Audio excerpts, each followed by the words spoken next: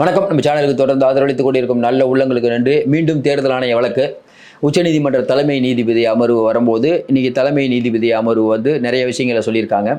அதாவது பிரசாந்த் பூஷன் அவர்கள் ஒரே ஒரு கேள்வி தான் கேட்குறாரு, இதை மட்டும் பண்ண சொல்லுங்கன்னு. இன்னொரு பக்கம் தேர்தல் ஆணையம் இல்லை மாதிரி வாக்குப்பதிவு நாங்கள் நடத்துகிறோம் அப்படிங்கிறாங்க.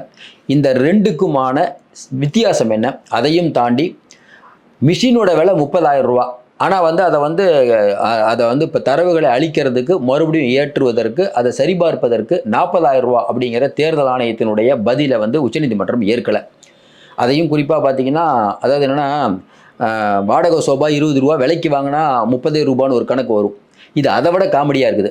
அப்போ புதுசாகவே மிஷின் வாங்கிடலாமே, ஏன்னா எதுக்கு அவர் ரிப்பேர் பார்க்கணும், புதுசாக மிஷின் வாங்கிடலாமே அப்படின்னு நீங்கள் கேட்குறது தெரியுது.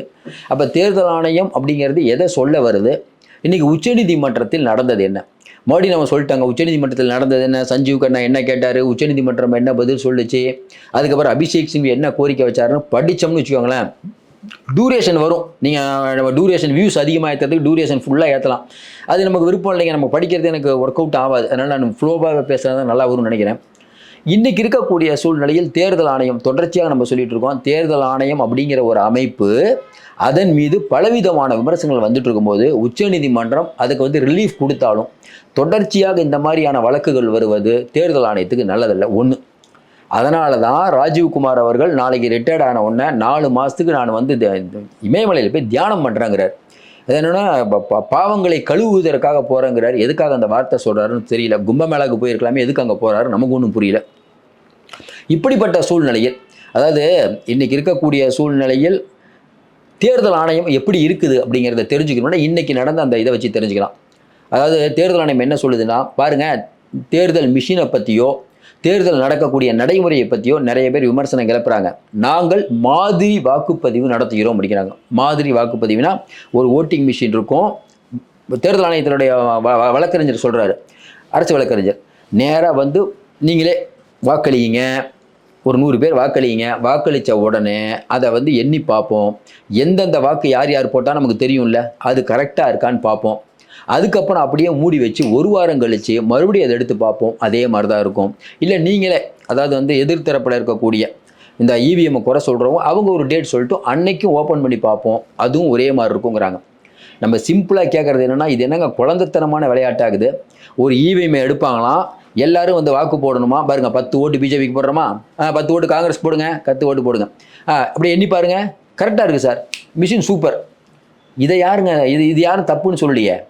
மிஷின் தப்பு பண்ணல, ஆனால் மிஷினில் நிறையா ஹேக் பண்ண முடியும் அப்படிங்கிறது தான் குறைபாடு. உடனே பிரசாந்த் பூஷன் என்ன சொல்கிறாரு, ஐயா நாங்கள் இதை கேட்கல.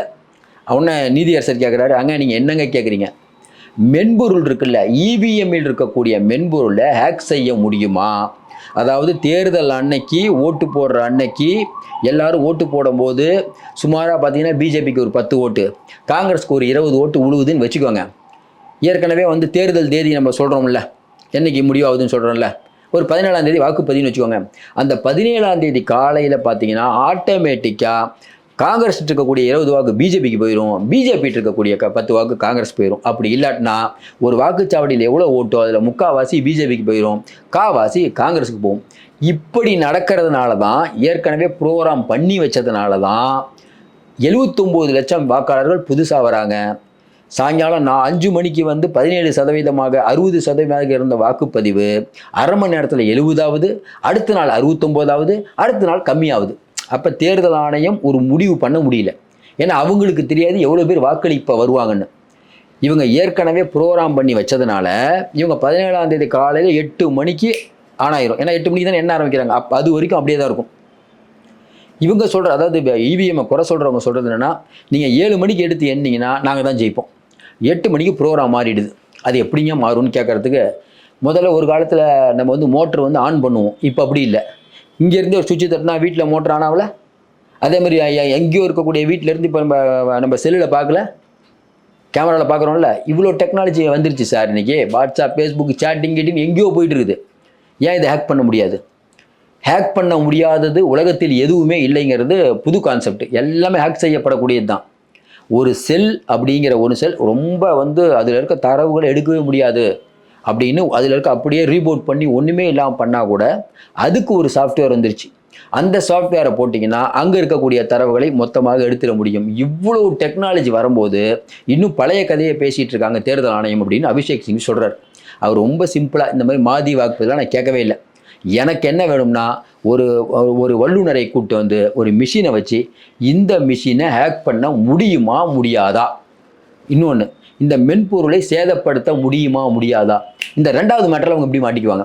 முதல் மேட்டரில் கூட நீங்கள் மாட்டாமல் இருக்கலாம், இந்த ரெண்டாவது மேட்டரில் மாட்டிக்குவீங்க. ஏன்? மக்கள்லாம் வாக்களிக்கிறான்னு வச்சுக்கோங்களேன், அந்த சாஃப்ட்வேர் கரப்ட் ஆகாது அப்படிங்கிறதுக்கு ஏதாவது உத்தரவாதம் அப்படின்னா பார்த்தீங்கன்னா அந்த கம்பெனிக்காரங்களே உத்தரவாதம் கொடுக்கலையாம். இந்த ஒரு விஷயம் பாயிண்ட் ஆஃப் அபிஷேக் சிங்கை பிடிச்சிட்டார். எல்லா விஷயமும் கரப்ட் ஆகக்கூடியது தான். அப்போ ஒரு எக்யூப்மெண்ட் அப்படிங்கிறது ஒரு மென்பொருள். அது இப்போ வாக்குச்சீட்டுனா அப்படியே இருக்கும், மழை வெள்ள பாதிப்பு வெள்ளம்லாம் உள்ளே பூந்தால் தான் அது அழியும்.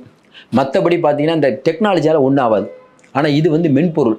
இப்போ நம்மளே பார்த்துக்கிறோம்ல சார், கம்ப்யூட்டர் வாங்குகிறோம், சாஃப்ட்வேர் கரெக்ட் ஆகிடுச்சு சார் சொல்லுவோமா இல்லையா? யாராவது ஹேக் பண்ணிட்டாங்க சார், வைரஸ் பூந்துருச்சு சார். அப்போ இந்தியா முழுக்க இத்தனை வாக்குச்சாவடி மையங்களில் வாக்குப்பதிவு நடந்து ஒரே ஒரு வாக்குச்சாவடியில் இந்த மாதிரி பிரச்சனை ஆகுதுன்னு வச்சுக்கோங்க, இல்லை வாதத்துக்கு வச்சுக்கோங்க ஆகுது. அப்போ வந்து இல்லை அந்த அந்த வேட்பாளர் சொல்லுவார், ரீஎலெக்ஷன் இல்லைங்க அப்போ வச்சுருந்தீங்கன்னா ஜெயிச்சிருப்பேன், இப்போ வந்து பிஜேபி நிறையா சலுகைலாம் கொடுத்துட்டாங்க, அவங்க வந்து இது எது வேணால் சொல்லலாம் சார். அதனால் ஹேக் பண்ண முடியுமாங்கிறது ஒன்று, அதையும் தாண்டி அது ஃபங்கஸ் வருமா, கரப்ட் ஆகுமா, இவ்வளோ விஷயத்தை கேட்குறாரு. இப்போ உச்சநீதிமன்ற நீதிபதிக்கே நீங்கள் ஒன்றும் புரியல. அவரே சொல்கிறாரு, என்னங்க இந்த கேஸ் இழுத்துக்கிட்டே இருக்குது, இதுக்கு ஒரு முடிவு சொல்லுங்கள். ஒரு பக்கம் தேர்தல் ஆணையத்தையும் கேட்டிருக்காரு, ஏங்க அமைதியாக தேர்தல் போயிட்டுருக்கு, நீங்களாம் உங்களால் தான் பிரச்சனை.